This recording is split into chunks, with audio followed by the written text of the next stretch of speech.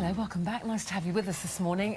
Now, in a moment, from the world of fantasy to the world of the theatre, we're joined by the magical Merlin star. That's Colin Morgan.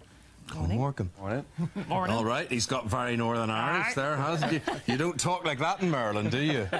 No. Very good. Colin is from our wee country, just in case you didn't know. To talk to a thespian now about... We are. Right now. Right now. This is Colin Morgan. He's Merlin, the young wizard in the BBC TV series. Indeed, you got that National Television Award and we were there that night. Yeah, that was a really special night. It was good to be able to fly the flag for the show, and really great way to end it all, and hugely thankful, obviously. Do you know, I don't think a lot of people from Northern Ireland know you're from Northern Ireland, because in Merlin, of course, you don't have that accent at all. Yeah, that's the thing. I mean, I was saying to you, I'm back home, and I was out, and somebody asked me back home, "Oh, what's your connection with Northern Ireland?" I was like, "From here." Well, shall we have a look at you? All the things that you've done. Not being Northern Irish. Here we are.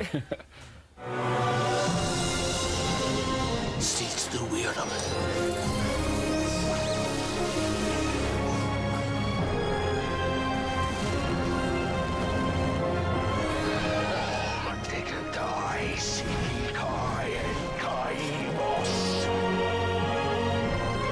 Merlin, you are not a sorcerer. I would know. There are times when I feel the weight of my destiny.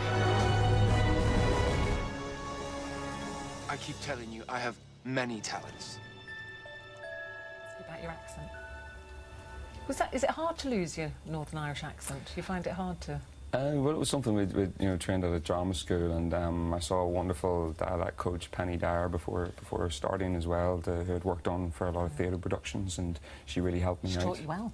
She did. You were so young, your wee bones were hardly formed when they put you in that series. I mean, you started shaving yet and things when they cast you. I learned actually on the show. It was no, it was 5 years.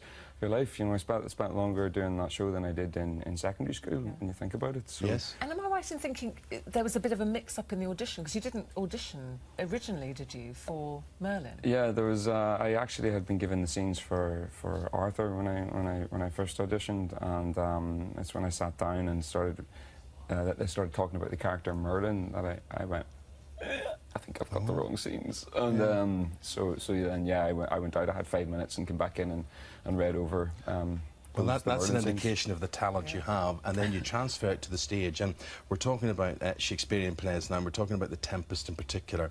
And you're performing this not just at any theatre. You're the reformed, the rebuilt Globe. Yes. What is that like? Absolutely phenomenal. The Globe Theatre itself is such an absolute pleasure to perform in.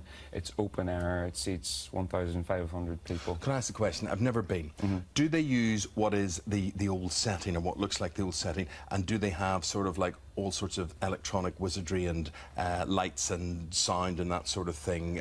So is it new within old, or do they do it faithfully to the way it was done in Shakespearean times? It's generally pretty faithfully, and there's no modern technology used. There's live music, there's a live band.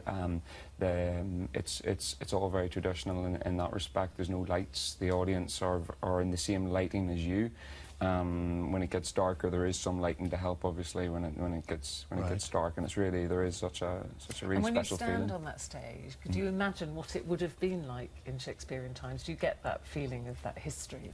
Absolutely. There's that connection that you have both between you and the audience. There's also the feeling I find when you're backstage and waiting to go on, and you're just there, and everything it feels very much like you're touching a bit of history. Well, you're touching a storm, as the Tempest would suggest. Is it true that if you're in the audience, you may be in danger of being hit with a cannonball? You're in no danger now. There's no one's going to get injured. But certainly, if you do choose to stand close to the stage, I mean, you can essentially buy a ticket for £5 to stand in the yard. There is a chance that you might get some form of interaction. What do they do with these cannonballs, though?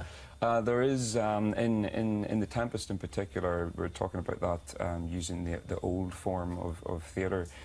Everything is created naturally, so there's the storm in the Tempest, the actual Tempest itself, and so they've used very much traditional forms of that. So there's cannonballs that are rolled around the back of the audience to create that feeling of an interaction. Rumbling storm effects. So the audience are very much really in the action.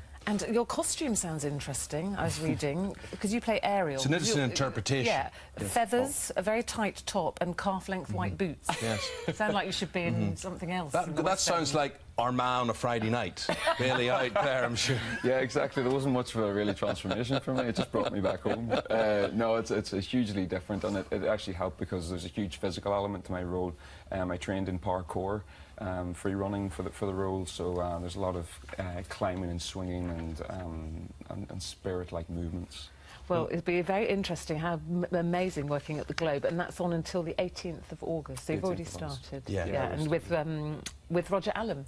And Yeah, it's fantastic. there is a Northern Irish drama which I'm particularly enjoying. I think it's tonight, or was it last night, The Fall? Because we've got it taped. Yes, Last night, The Fall. That was episode 3 last night, which you're not in. But you're going to be in a drama called Quirk. Yes. With Gabriel Byrne, which we're going to see in the BBC as well, which is set in the 1950s. Next time you're in, we'll talk Yes, about that. we can't now. We can't now. I've got to go to we'll the go news. to the news. But it's been lovely to meet you. Lovely. Thank you very much. Thanks very much indeed. Good seeing you. And don't go away, because we've got all the soap gossip with Sharon later. See you after this.